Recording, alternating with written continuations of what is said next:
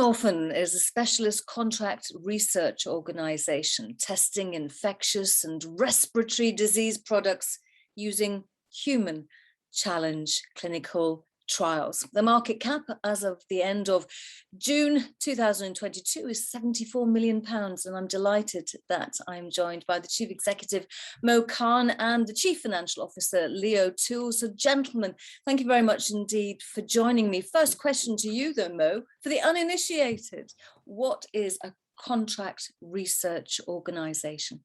Yeah, well, first of all, thank you for having me on. It's a pleasure to speak to you again, Sarah. So yeah, contract research organization, or CRO, is effectively an enterprise that conducts clinical trials on behalf of the pharmaceutical or the biotech companies. About 30, 40 years ago, the biotech and the pharma companies realized that outsourcing of clinical trials is much easier for them because the fluctuations in the resources required internally. So they wanted to effectively outsource that. So we run clinical trials on behalf of both big pharma, small to mid-sized biotechs too. But one of the key differences between us and a typical CRO, if you will, is that we are the world leader in challenge studies. We effectively have 90% of the market in conducting challenge studies, whereby we actually inoculate each healthy volunteer with a virus, and then we test the drug under quarantine conditions. So we are fairly unique in that area. And as I say, we have over 90% of the clinical trial market, and we have done about 60 challenge studies to date, and have been running challenge studies for over 20 odd years. Okay, but you haven't been going for 20 odd years, Mo. So how did the business in its current form come into being? Yeah, so Open Orphan, you're right, hasn't been going for over 20 years, but one of its subsidiaries, hVIVO, was previously known as RetroScreen, which came out of the Common Cold Unit, which was actually formed in the 1940s. So they have a long history of doing common cold challenge studies.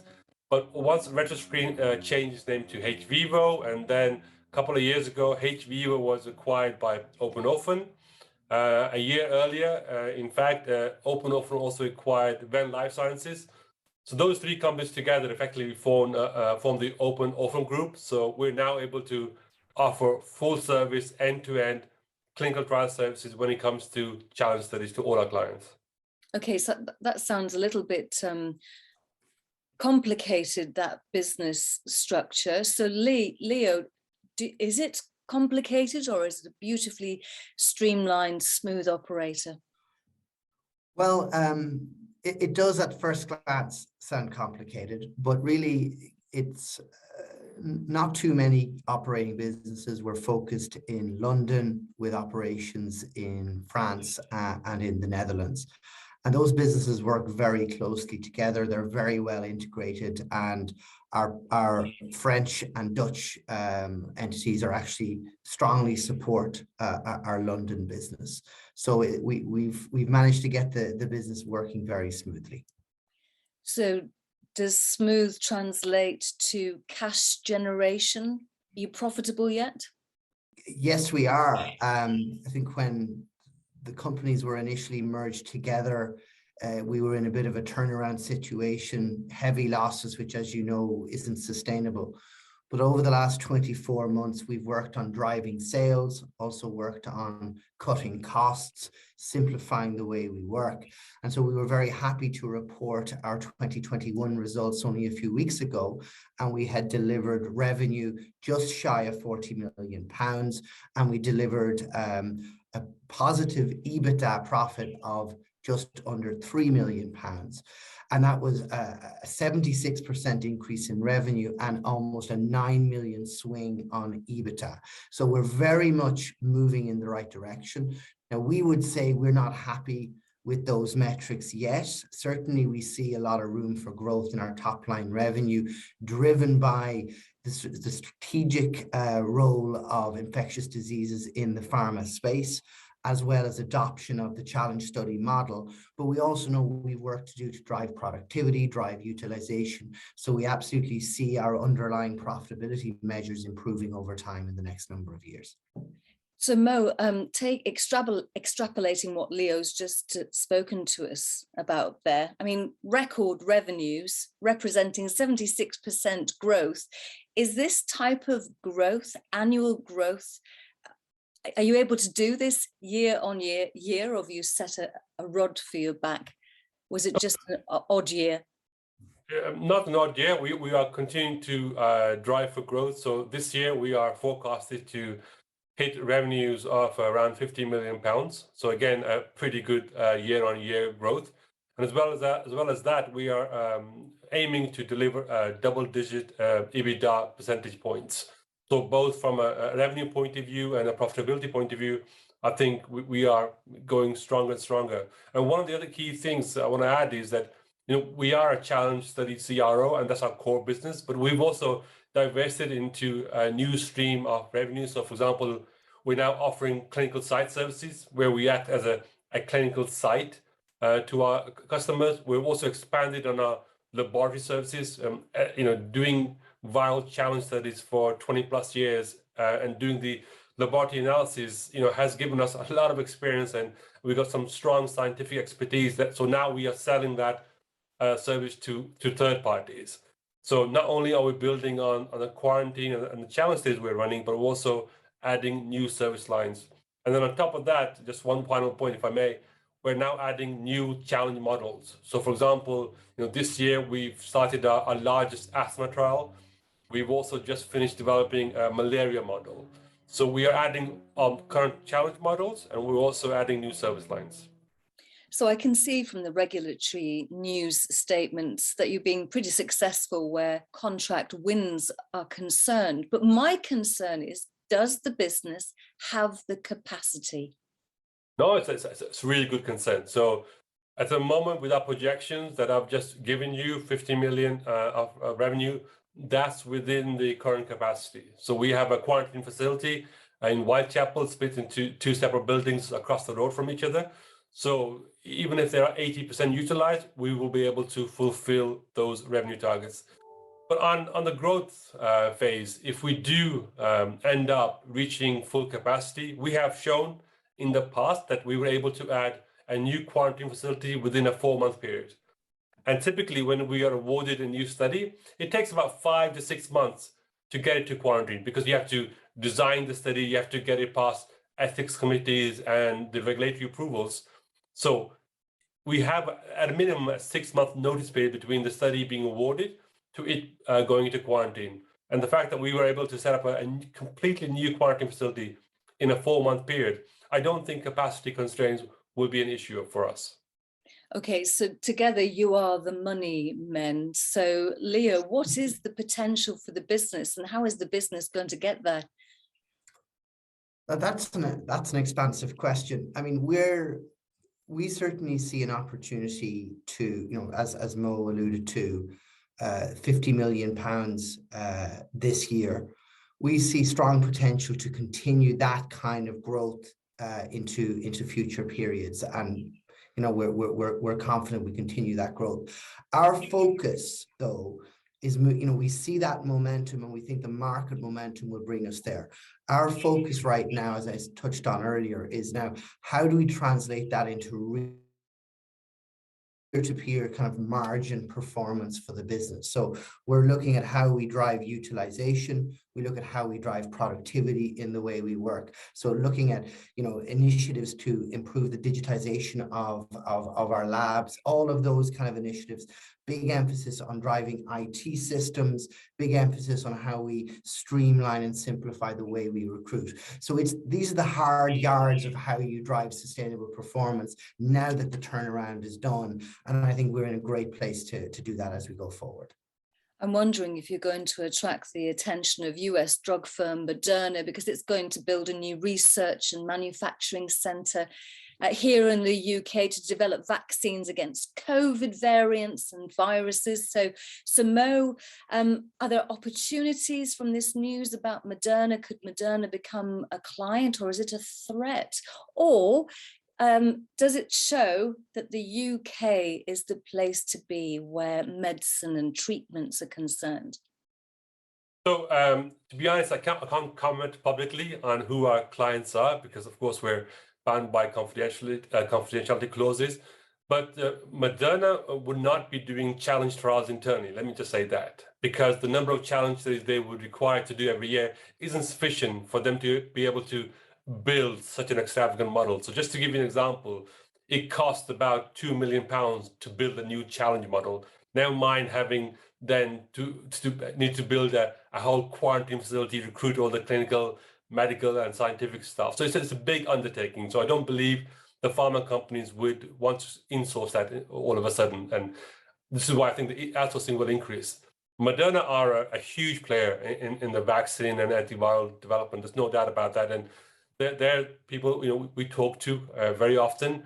But you're right on the UK being a hub, especially when it comes to vaccines and antivirals. We were the first CRO to do a COVID challenge trial, and that study was effectively sponsored by the UK government.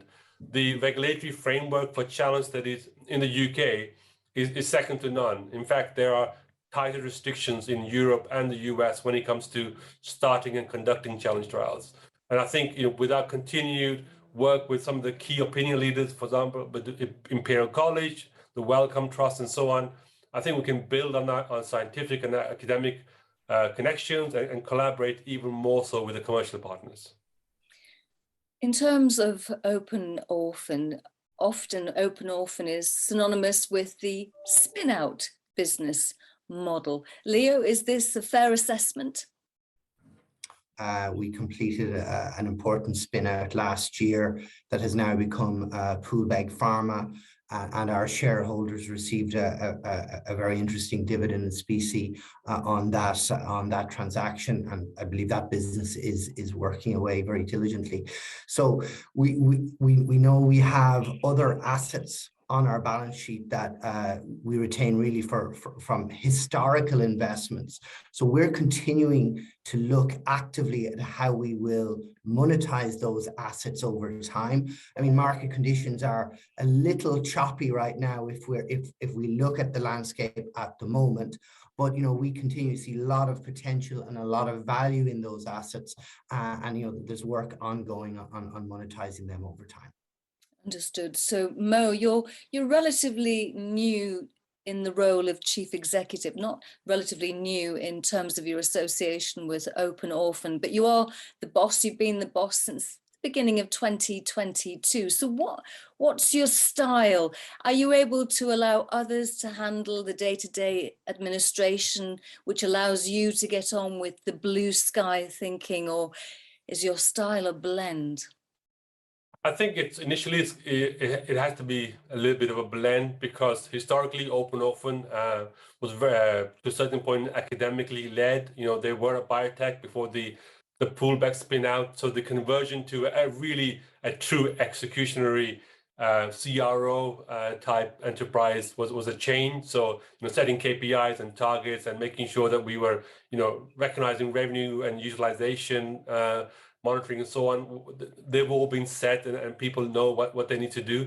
But as we move forward, absolutely, Leo talked about the organic growth, but we also potentially looking at further acquisition to help us, bolt on services or add on services to what we already do. So you're absolutely right. As we move forward and I settle in and we're able to kind of put in measures and plans in what we're doing and how we're executing, I will be focusing on the future and looking to grow the company both inorganically, for example, like adding new revenue stream, but also through acquisitions. And Sarah, you mentioned our market cap at the beginning of the conversation, but to be honest, I mean, I am convinced we are undervalued. We had a backlog of 65 million pounds, and that's almost near our market cap, which is ridiculous, to be honest. So we know that the markets will reflect our true valuation at the right time. That so many external market factors currently impacting the whole market. So when the time is right, and as we continue to grow and we build, I think we'll see a much stronger future and a much improved share price.